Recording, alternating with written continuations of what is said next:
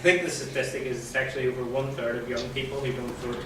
And the question is that a failure of our current politicians to engage young people enough to make it relevant to young people? And I think the answer is simply yes. The young people are actually being further disempowered, and I always kind of see this as, those of a conservative nature in the past would have said, children should be seen and not heard.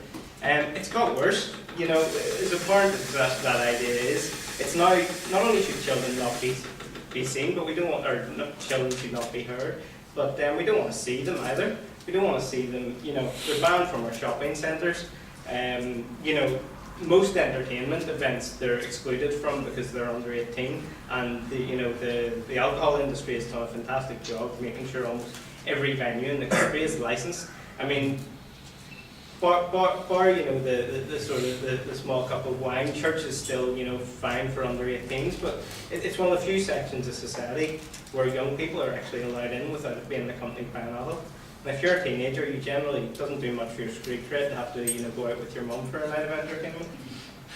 So I think and this kind of discrimination against young people, it seems to be, as I say, they become the only section of society that it's free rein to discriminate against, and it's, we can discriminate in how they dress. You can't wear it at the top. Now, when I was young, I was always told to go out with a coat and a hood on it.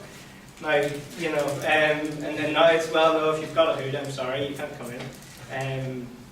Again, this is ridiculous. Can you imagine trying to tell an adult you're not coming in here because of what you're wearing? It baffles me that not only is this happening, but it seems acceptable, and people are saying, yes, this is a good thing.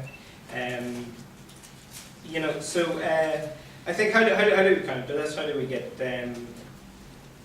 young people involved? Sorry, just another point of discrimination. I mean, I think minimum wage has been highlighted, and again, we want equality for women, and rightly so. If you're doing the same job, you should get equal pay, unless of course you're young. And then again, no, we can pay you a bit less because, well, sure, you're only young. You're only young. We want you to pay your taxes regardless of what age you are, but we're not going to pay you equally. So what we need is for young people to get involved in the political process is actual active participation. Where their views are not only paid lip service to, but actually considered. And I mean, I think there is some movement in this. There's going to be a debate taking place at the end of next month in the Assembly. Young people are going to bring up. There's going to be, a kind of mock forum set up, to show young people the process, and there are initiatives taking place to see that, but we need to see it in the actual decision making, and we're seeing politicians get a lot younger, and you think there'd be some hope in this, but when I see young politicians, sometimes I just despair, because they're just rhyming off the same stuff as the senior member of the party saying. And then you look at someone, you think, well, they've got a lot of young MLAs, that's excellent, but they're still not addressing young people. I don't know if they're being told what to say, or else they just never got out enough and lived as young people, so they're not relevant to young people because they forgot to be young in the first place. I'm not sure, but we actually do need to look at young people's considerations.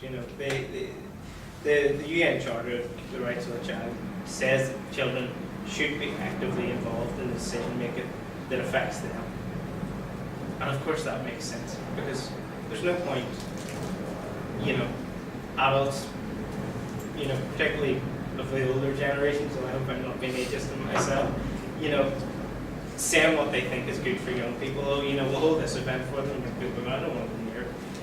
We need to provide spaces for young people, or else they will be hanging around the shop on the trouble. If they've nowhere else to go, my own personal experience of it is every time I went to play football on a football pitch, somebody said, move, we're building a house. So we played in the road, and they said, what do you think this is, a football pitch? I said, no, the football pitch is out in the States, so why not? Until we start to look at these issues, we actually plan with young people in mind and provide spaces for them. I mean, practical examples might be, grand, you're a licensed venue, but you have to have an all ages night. you know, this isn't rocket science. There's things that can be done that we can include young people in our society and have a society where children can be seen and heard.